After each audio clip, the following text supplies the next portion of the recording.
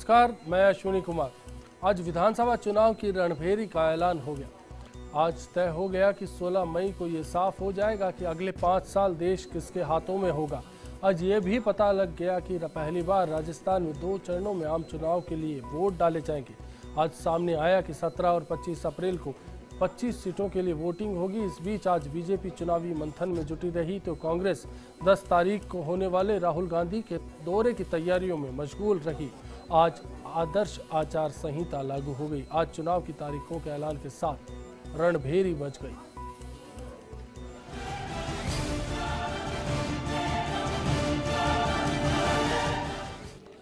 तो चुनाव आयोग ने 7 अप्रैल से 12 मई तक के आम चुनाव के कार्यक्रम का ऐलान कर दिया। 9 चरणों में लोकसभा चुनाव के लिए वोट डाले जाने हैं। वहीं कुछ राज्यों में विधानसभा के लिए या उपचुनाव के लिए मतदान भी होना है। पूरा कार्यक्रम तफसील से देखिए।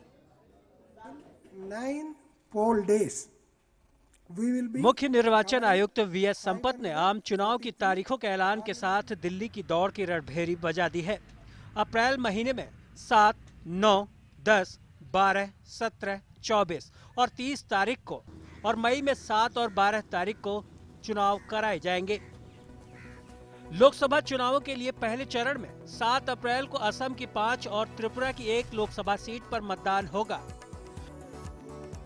दूसरे चरण के तहत 9 अप्रैल को अरुणाचल प्रदेश और मेघालय की 2-2, मणिपुर, मिजोरम और नागालैंड की 1-1 सीट पर पोलिंग होगी। इसी चरण में मिजोरम की 1 विधानसभा सीट पर उपचुनाव के लिए भी पोलिंग करवाई जाएगी। उधर तीसरे चरण में 10 अप्रैल को केरल की 20, हरियाणा, महाराष्ट्र, उड़ीसा और उत्तर प्रदेश की 10-10, मध्य प्रदेश की 9, दिल्ली की 7, बिहार की 6, झारखंड की 5 और लक्षद्वीप, जम्मू और कश्मीर, छत्तीसगढ़, चंडीगढ़ और अंडमान निकोबार द्वीप समूह की 1-1 सीट पर मतदान करवाया जाएगा। इसी चरण में महाराष्ट्र की 1 विधानसभा सीट पर उपचुनाव और उड़ीसा की 70 विधानसभा सीटों पर चुनाव करवाया जाएगा। चौथे चरण में 12 अप्रैल को असम की 3 और सिक्किम, त्रिपुरा की 1-1 संसदीय सीट पर मतदान होगा, जबकि इसी चरण में सिक्किम विधानसभा के लिए भी 32 सीटों पर वोटिंग करवाई जाएगी। 5वां चरण 17 अप्रैल को होगा, जिसके तहत कर्नाटक की 28, राजस्थान की 20, महाराष्ट्र की 19, उत्तर प्रदेश, उड़ीसा की 11-11, मध्य प्रदेश की 10, बिहार की 7, झारखंड की 5, पश्चिम बंगाल की 4, छत्तीसगढ़ की 3, गोवा की 2, मणिपुर और जम्मू कश्मीर की 1-1 सीट पर मतदान होगा। इसी चरण में उड़ीसा की 77 विधानसभा सीटों और पश्चिम बंगाल की 2 विधानसभा सीटों पर भी वोटिंग करवाई जाएगी।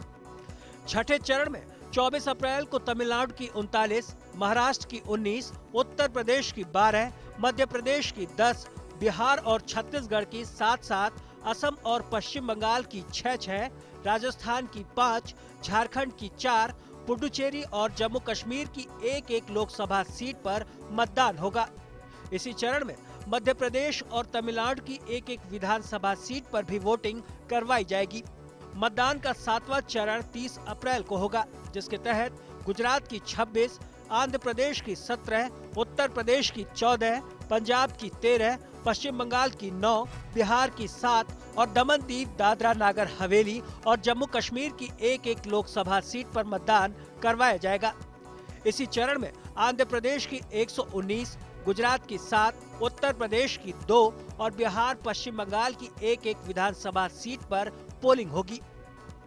8वें चरण में 7 मई को आंध्र प्रदेश की 25, उत्तर प्रदेश की 15, बिहार की 7, पश्चिम बंगाल की 6, उत्तराखंड की 5, हिमाचल प्रदेश की 4 और जम्मू कश्मीर की 2 लोकसभा सीटों पर मतदान होगा। इसी चरण में आंध्र प्रदेश की 175, उत्तर प्रदेश की 2 और बिहार, पश्चिम बंगाल की 1-1 विधानसभा सीट पर भी मतदान करवाया जाएगा। 9वें और आखिरी चरण के तहत 12 मई को उत्तर प्रदेश की 18, पश्चिम बंगाल की 17 और बिहार की 6 लोकसभा सीटों पर वोटिंग होगी। इसी चरण में पश्चिम बंगाल की 2 विधानसभा सीटों पर भी मतदान करवाया जाएगा। मतलब इस बार लोकसभा के साथ साथ विधानसभा चुनाव के लिए भी वोटिंग होगी। यानी लोकसभा के साथ साथ सिक्किम, ओडिशा और आंध्र प्रदेश विधानसभा के चुनाव भी कराए जाएंगे, जिनके नतीजे एक ही तारीख यानी 16 मई को घोषित होंगे। तो चुनाव आयोग ने लोकसभा चुनाव की तारीखों का ऐलान कर दिया। आम चुनाव की तारीखों की घोषणा के साथ ही देश में आदर्श आचार संहिता लागू हो गई। राजस्थान में 2 चरणों में मतदान होगा। जयपुर समेत प्रदेश की 20 लोकसभा सीटों पर 17 अप्रैल को लोग अपना प्रतिनिधि चुनने के लिए वोट डालेंगे। तो पूर्वी राजस्थान की 5 सीटों पर 24 अप्रैल को वोटिंग होगी। प्रदेश के पहले चरण में 20 लोकसभा क्षेत्रों में मतदान संपन्न होगा। 24 अप्रैल को इन सीटों पर वोट डाले जाएंगे। इनमें श्रीगंगानगर, बीकानेर, चूरू, झुंझुनू, सीकर, जयपुर ग्रामीण, जयपुर शहर, अजमेर, नागौर, पाली, जोधपुर, बाड़मेर, जैसलमेर, जालौर, उदयपुर, डूंगरपुर बांसवाड़ा, चित्तौड़गढ़, राजसमंद, भीलवाड़ा, कोटा बूंदी, झालावाड़ 12 सीटों पर वोट डाले जाएंगे। वहीं अति संवेदनशील माने गए 5 लोकसभा क्षेत्र करौली, धौलपुर, टोंक, सवाई माधोपुर, अलवर, दौसा और भरतपुर में दूसरे चरण में मतदान होगा। इन 5 लोकसभा क्षेत्रों में 8,996 मतदान केंद्र हैं। आपको बता दें कि बीते लोकसभा चुनाव में प्रदेश में कुल 48.5% के करीब वोट डाले गए थे, जिनमें से कांग्रेस को 47% से ऊपर वोट मिले थे, तो बीजेपी के खाते में 36.5% के करीब वोट आ सके। प्रदेश में लोकसभा की 25 सीटें हैं। 2009 के चुनाव में कांग्रेस ने इनमें से 20, बीजेपी ने 4 और 1 सीट निर्दलीय ने जीती थी। लेकिन झुंझुनू से कांग्रेस सांसद शीशाराम ओला के निधन और दौसा से निर्दलीय सांसद किरोड़ीलाल मीणा के इस्तीफे के कारण हाल में 2 सीटें खाली हैं। चलिए अब जरा ये समझने की कोशिश करते हैं कि प्रदेश में इन चुनाव की तस्वीर कैसी होने जा रही है। राज्य की 25 सीटों के लिए 2 चरण में होने वाले चुनावों का कार्यक्रम जारी कर दिया गया है। मुख्य निर्वाचन अधिकारी अशोक जैन ने प्रेस कॉन्फ्रेंस करके चुनाव कार्यक्रम और आचार संहिता के प्रावधानों की जानकारी दी। इस समय आदर्श आचार संहिता अब प्रभाव में आ चुकी है। इसमें इस दौरान में अधिकारियों, कर्मचारियों के स्थानांतरण और नियुक्तियों पर प्रतिबंध रहेगा। सरकार द्वारा नई योजनाएं, नई छूटों की घोषणा नहीं की जा सकेगी। सरकारी योजनाओं की कोई नई स्वीकृतियां जारी नहीं की जा सकेंगी। जनप्रतिनिधियों द्वारा योजनाओं की क्रियान्विति की समीक्षाएं इस वक्त नहीं की जा सकेंगी। पहले चरण में 20 सीटों के लिए होने वाले चुनाव के लिए 19 मार्च को नोटिफिकेशन होगा। इस दिन से पर्चे दाखिल करना शुरू हो जाएगा। नामांकन दाखिल करने की आखिरी तारीख 26 मार्च होगी। 27 मार्च तक नामांकन की छटनी होगी और 29 मार्च तक नाम वापस लिए जा सकेंगे। इसके बाद 17 अप्रैल को वोटिंग होगी।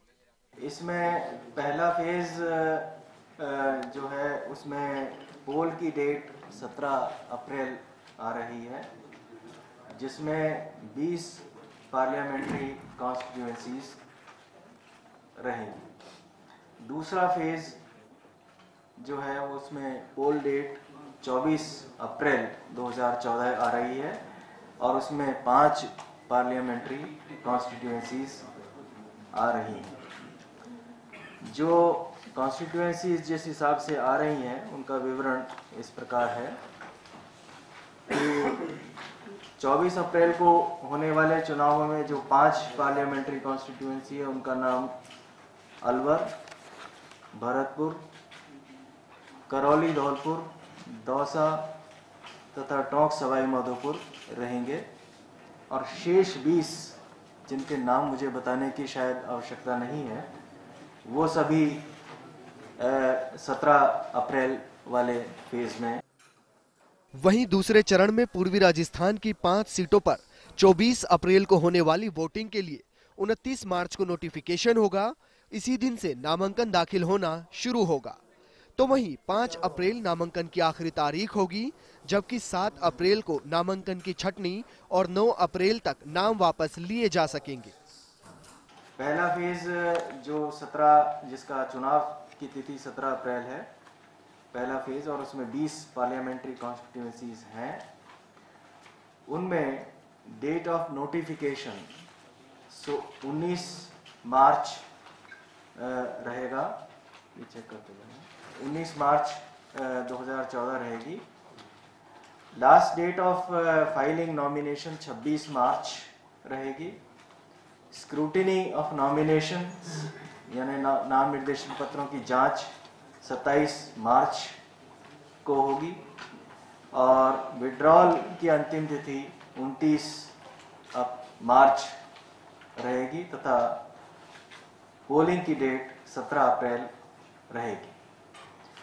दूसरा जो फेज है जिसमें 5 पार्लियामेंट्री कॉन्स्टिट्यूएंसीज आ रहे हैं, उसमें 29 मार्च को डेट ऑफ नोटिफिकेशन रहेगा,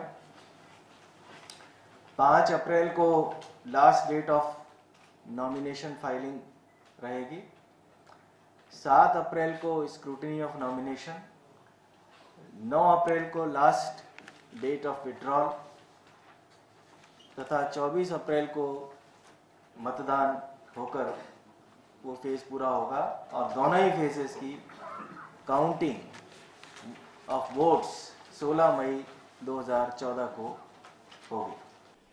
कुल वोटर अब तक 4 करोड़ 26 लाख, 18 से 19 साल की उम्र के वोटर 14,59,000, कुल मतदान केंद्र 47,223, ग्रामीण क्षेत्र में मतदान केंद्र 37,685, शहरी क्षेत्र में मतदान केंद्र 9,538, मोबाइल पोलिंग स्टेशन 5। इस बार के चुनाव में राजस्थान से 4 करोड़ 26 लाख वोटर्स अपने अधिकार का इस्तेमाल करेंगे। 18 से 19 साल की उम्र वाले फर्स्ट टाइम वोटर्स की तादाद करीब 14.5 लाख होगी, जबकि प्रदेश भर में 47,223 मतदान केंद्र बनाए गए हैं और मोबाइल पोलिंग स्टेशन की तादाद 5 होगी। Bureau report, first India. तो ये थी राजस्थान की चुनावी तस्वीर जो होगी आगे। अब सीधा रुख करेंगे मेरे सहयोगी गोवर्धन का, जो सीधा हमसे जुड़ रहे हैं। गोवर्धन, चुनाव की तारीखों का ऐलान हो चुका है। पहली मर्तबा राजस्थान में 2 चरणों में वोटिंग होगी। इसके पीछे क्या कहना है चुनाव आयोग का? देखिए, चुनाव आयोग इस बार जो मुख्य प्राथमिकता में काम है वो है शांतिपूर्ण चुनाव करवाना और वोटिंग परसेंटेज बढ़ाना।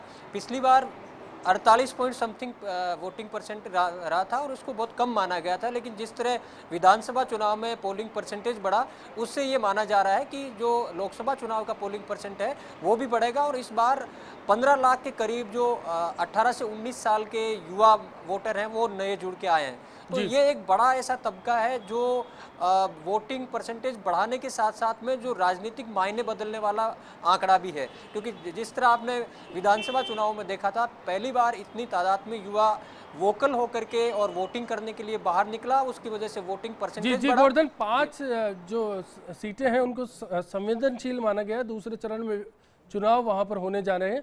व्यवस्थाओं को लेकर क्या दावा किया गया आज की प्रेस कॉन्फ्रेंस में?